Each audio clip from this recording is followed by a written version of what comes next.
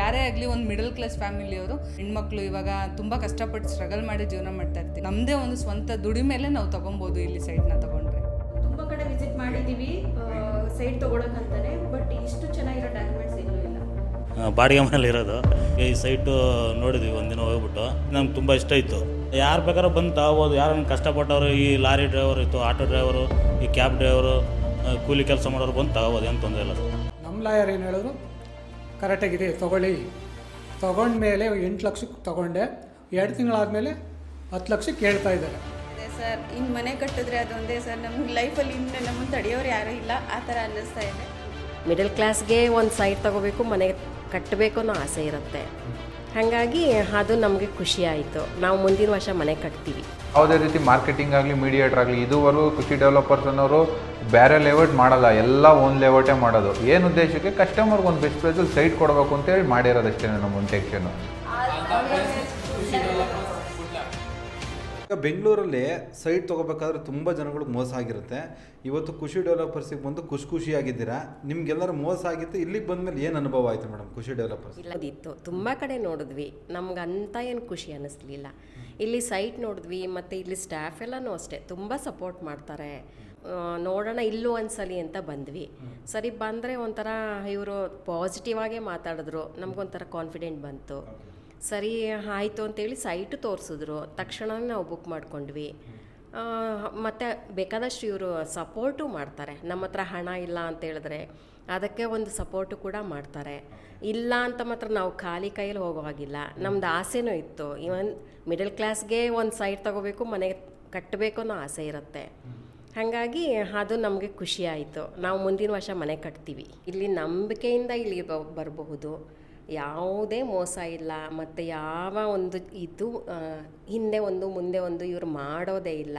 ಮತ್ತು ವ್ಯವಹಾರದಲ್ಲೂ ಇವರು ಮೋಸ ಮಾಡೋದಿಲ್ಲ. ಸರ್ ಅಂದರೆ ನಾವು ಬೆಂಗಳೂರಲ್ಲೇ ಇರೋದು, ಓಕೆನಾ. ಬಟ್ ಬೆಂಗಳೂರಲ್ಲಿ ಈಗಿನ ಕಾಲದಲ್ಲಿ ಒಂದು ಸೈಟ್ ತೊಗೊಬೇಕು ಅಂದರೆ ತುಂಬ ಕಷ್ಟ ಇದೆ.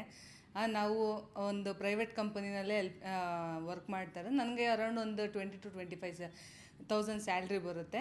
ಸೊ ಅದರಲ್ಲಿ ಮನೇನೂ ಮೇಂಟೈನ್ ಮಾಡಬೇಕು, ಈ ಕಡೆ ಪ್ರಾಪರ್ಟಿನೂ ತೊಗೊಬೇಕು, ಇನ್ ಫ್ಯೂಚರ್ಗೆ ಮಕ್ಳಿಗೂ ಕೂಡ ಹೆಲ್ಪ್ ಆಗಬೇಕು ಅಲ್ವಾ. ಅದಕ್ಕೋಸ್ಕರ ನಾನು ತುಂಬ ಅಂದರೆ ಯೂಟ್ಯೂಬಲ್ಲೆಲ್ಲ ಇವಾಗೆಲ್ಲ ತುಂಬ ನೋಡಿದ್ದೀವಿ. ಬಟ್ ಓನರ್ ಎಲ್ಲೋ ಇರ್ತಾರೆ, ಆಯಿತಾ. ಆಮೇಲೆ ನಾವು ಪ್ರಾಪರ್ಟಿ ತೊಗೊಬೇಕು ಅಂತಂದರೆ ಅವ್ರ ಪರಿಚಯನೇ ಇರಲ್ಲ ನಮಗೆ, ಯಾರು ಏನು ಒಂದು ಗೊತ್ತಿಲ್ಲ. ತುಂಬ ಮೋಸ ಆಗೋದೇ ಜಾಸ್ತಿ ಇವಾಗೆಲ್ಲ. ಸೊ ನಾನು ಹಿಂಗೆ ಯೂಟ್ಯೂಬಲ್ಲಿ ಸರ್ಚ್ ಮಾಡಬೇಕಾದಾಗ ಖುಷಿ ಡೆವಲಪರ್ಸ್ ಅಂತ ಬಂತು. ಆಮೇಲೆ ಅದರಲ್ಲಿ ನಾನು ನೋಡಿದಾಗ ಅದು ಓನರ್ದೇನೆ, ಲ್ಯಾಂಡ್ ಬಂದು ಓನರ್ದೇನೆ, ಜನರಲ್ ಪ್ರಾಪರ್ಟಿ, ಓಕೆನಾ. ತುಂಬ ಚೆನ್ನಾಗಿದೆ ಪ್ರಾಪರ್ಟಿ, ನೋಡಿದ ತಕ್ಷಣವೇ ಅಟ್ರಾಕ್ಟ್ ಆಗುತ್ತೆ. ಆಮೇಲೆ ಇನ್ನೊಂದೇನು ಅಂದರೆ ಸ್ಟೇಟ್ ಹೈವೇಗೆ ತುಂಬ ಹತ್ರ ಇದೆ. ನಾಳೆ ದಿವಸ ಇನ್ ಫ್ಯೂಚರ್ಗೂ ನಮಗೇನು ತೊಂದರೆ ಇರೋದಿಲ್ಲ. 10,000 ಅಮೌಂಟ್ ಇತ್ತು. ಆಮೇಲೆ ನಂಗೆ ಸೈಟ್ ಇಷ್ಟ ಆಯಿತು. ಆಮೇಲೆ ನೋಡಿದೆ, ಬುಕ್ಕಿಂಗ್ ಮಾಡಿಕೊಂಡೆ. ಆಮೇಲೆ ನನ್ನ ಹತ್ರ ಅಮೌಂಟ್ ಇರಲಿಲ್ಲ. ಪಾಪ ಓನರು ತುಂಬ ಹೆಲ್ಪ್ ಮಾಡಿದ್ರು. ನಾನು ಸ್ವಲ್ಪ ಚೀಟಿ ಎಲ್ಲ ಹಾಕಿದ್ದೆ. ನನ್ನ ಹತ್ರ ಏನಿಲ್ಲ ಅಂದರೂ ಬರೀ 1.5 ಲಕ್ಷ 1 ಲಕ್ಷ ಅಷ್ಟು ದುಡ್ಡಿತ್ತು. ಆಮೇಲೆ ಇನ್ನೊಂದು ಸ್ವಲ್ಪ ನೋಡ್ಕೊಂಡು ಅಡ್ಜಸ್ಟ್ ಮಾಡ್ಕೊಂಡು 2 lakhs ನಾನು 20-30 ಸೈಟ್ ತೊಗೊಂಡಿದ್ದೀನಿ. ಕೊಡೋದೇನು ಅಂತಂದರೆ, ಯಾರಿಗಾದರೂ ಸೈಟ್ ತೊಗೊಳ್ಳೋ ಇಂಟ್ರೆಸ್ಟ್ ಇದ್ದರೆ, ಆ ಥರ ಏನಾದರೂ ಕನಸಿದ್ರೆ ಇವ್ರ ಹತ್ರ ಒಂದ್ಸರಿ ಸೈಟ್ ವಿಸಿಟ್ ಮಾಡಿ. ತುಂಬ ಚೆನ್ನಾಗಿದೆ, ನಮಗಂತೂ ತುಂಬ ಲೈಕ್ ಆಗಿದೆ, ನಿಮಗೂ ಬೆನಿಫಿಟ್ ಇದೆ. ಬಟ್ ಓನರ್ ತುಂಬ ಒಳ್ಳೆಯವರು ಸರ್. ಓನರು ಅದ್ರ ಬಗ್ಗೆ ಏನು ಮಾತಾಡೋಂಗಿಲ್ಲ, ಎಲ್ಲದಕ್ಕೂ ಸಪೋರ್ಟ್ ಮಾಡ್ತಾರೆ. ಬಟ್ ನಾವು ತುಂಬ ಯಾಕಂದರೆ ನಾವು ತುಂಬ ದಿನದಿಂದ ನೋಡ್ತಾ ಇದ್ದೀವಿ. ಡಾಕ್ಯುಮೆಂಟಲ್ಲಿ ಯಾವ ರೀತಿ ವೆರಿಫೈ ಮಾಡಿಸಿದ್ರಿ ನೀವು? ಸರ್, ಲಾಯರ್ ಹತ್ರ ಕೊಟ್ಟಿದ್ವಿ. 1 ಲಾಯರ್ ಹತ್ರ ಅಲ್ಲ, 2 ಲಾಯರ್ ಹತ್ರ ಕೊಟ್ಟಿದ್ದೀವಿ. ಅಂದರೆ ನಾವು ಡಾಕ್ಯುಮೆಂಟ್ಸ್ ಚೆಕ್ ಮಾಡೋಕ್ಕೋಸ್ಕರನೇ 20,000 ಕಳ್ಕೊಂಡಿದ್ದೀವಿ. ಬಟ್ ಅದ್ರ ಮೇಲೆ ಇದು ಸ್ಯಾಟಿಸ್ಫ್ಯಾಕ್ಷನ್ ಆಗಿದೆ, ಡಾಕ್ಯುಮೆಂಟ್ಸ್ ಚೆನ್ನಾಗಿದೆ ಅಂತ ಹೇಳ್ಬಿಟ್ಟು. ನಂತರ ತುಂಬ ಲೇಔಟ್ಗಳಿದ್ದಾವೆ, ಬಟ್ ಖುಷಿ ಡೆವಲಪರ್ಸ್ ಅಲ್ಲೇ ತಗೊಳ್ಳೋದಕ್ಕೆ ಉದ್ದೇಶ ಏನು ಸರ್ ನೀವು? ನಾವು ನಮಸ್ತೆ, ದಿನೇಶ್ ಮಾತಾಡ್ತಾ ಇದ್ದೀನಿ ಖುಷಿ ಡೆವಲಪರ್ಸಿಂದ. ಈಗ ತಾನೇ ನಿಮ್ಮ ಕಣ್ಮುಂದೆನೇ ತೋರಿಸ್ತಾ ಇದ್ದೀನಿ. ಈಗ ಜನಗಳು ಮೋಸ, ಫ್ರಾಡು ಅಂತ ತುಂಬ ಹಳೆ ವೀಡಿಯೋಗಳಲ್ಲಿ ಕಮೆಂಟ್ ಆಗ್ತಾ ಇದ್ರಿ. ಸೈಟ್ ತೊಗೊಂಡು ರಿಜಿಸ್ಟ್ರೇಷನ್ ಮಾಡಿಸ್ಕೊತಾ ಇದ್ದಾರೆ. ನೋಡಿ, ನಮ್ಮ ಆಫೀಸು ಇಲ್ಲೇ ಇದೆ. ಎಲ್ಲೂ ಇದ್ರಲ್ಲಿ ನಾಗರಬಾವಿ ಬಂದ್ರಿ ಅಂತಂದರೆ ನಮ್ಮ ಆಫೀಸ್ ಇಲ್ಲೇ ನಮ್ಮೂರ ತಿಂಡಿ ಹೋಟೆಲ್ ಮೇಲ್ಗಡೆನೇ ಇರೋದು ನಮ್ಮ ಆಫೀಸು.